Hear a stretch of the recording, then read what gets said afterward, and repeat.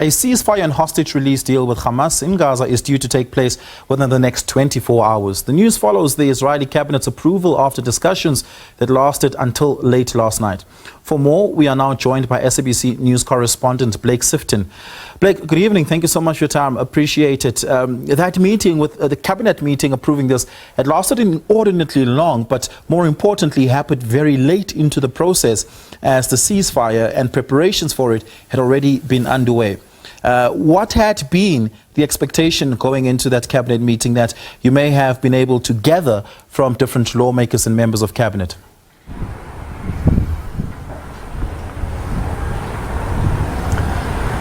Good evening. The expectation going into that cabinet meeting was that it would be approved, and in the end it was. The deal was approved. There was long deliberations ahead of it, which is not rare in this country when lawmakers meet. But ultimately, despite opposition from far-right members of Benjamin Netanyahu's ruling coalition, the deal was passed and will begin tomorrow morning at 8:30 local time. Hostilities are expected to cease at that stage, and the first hostages are expected to be released at 4 p.m. local time tomorrow.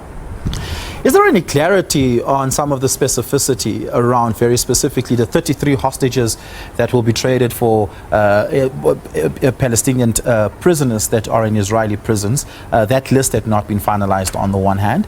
And secondly, the very specifics of the timeline of the military withdrawal from Palestinian territories. That too had not been specified at the time of the signing of the ceasefire deal. Has that been cleared out in the cabinet meeting?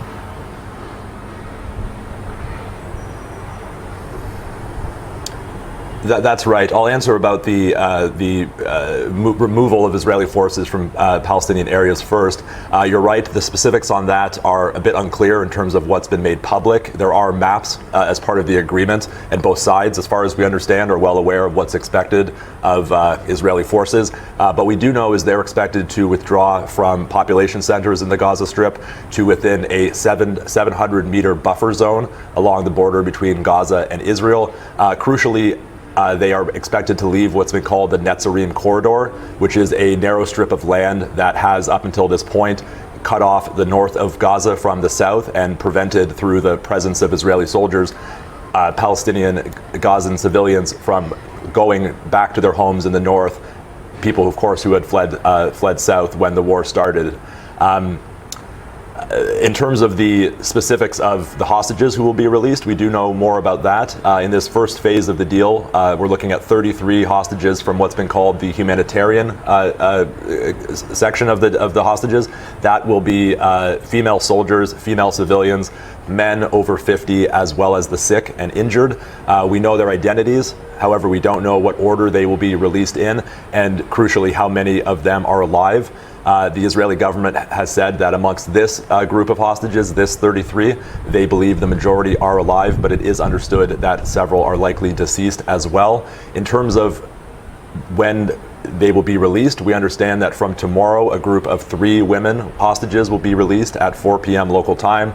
On the 7th day of the deal, an additional 4 female hostages will be released. Then 3 people will be released each week for 4 weeks, with the final 14 hostages being released on the 6th and final week of this first phase of the agreement. Different variations over the last 15 months have seen Palestinians not being able to leave the Gaza area. Very specifically, those who sought to flee into other parts of Palestine, like the West Bank. There had been a complete close-off of the Palestinian territory of Gaza. Is the deal clear on whether or not border control around Gaza will be completely lifted, making it free for all Palestinians to move in and out of Gaza at free will?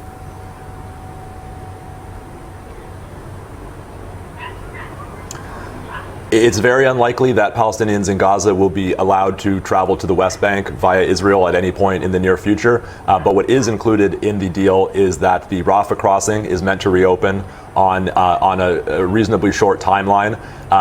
In the deal, it says that the Palestinian militants who have been injured will be allowed to leave in groups of 50 per day, and then Palestinian civilians will also be allowed to leave. There's no firm timeline, though, on when that is expected. It is expected to begin at some stage in the first part of this first phase of this deal, but the specifics on that are not abundantly clear at this stage.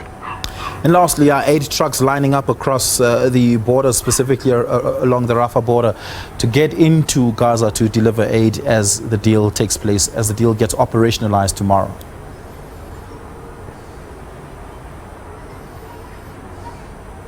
Yeah, yes, that's right. I should note that aid coming into Gaza via Rafah is expected to begin immediately. What I spoke about earlier was civilians, individuals being allowed to leave Rafah as a civilian crossing. That is expected to take a bit more time. But when it comes to that aid, the World Food Program has said that 80,000 tons of aid is either near Gaza or on its way to Gaza. We've seen stockpiling of aid, as you say, in Egypt along the Rafah border, as well as in Jordan. It is worth noting, of course, that most of the infrastructure in Gaza is damaged or destroyed. This deal is supposed to bring 600 additional trucks of aid per day. In the previous months, we've only seen 40 to 50 trucks entering Gaza. So it is a bit unclear at this stage what mechanism will exist to increase aid to such a high degree so quickly. Yeah. Blake Sifton, thank you so much for that. Really do appreciate it. SABC News correspondent coming to us live from Tel Aviv.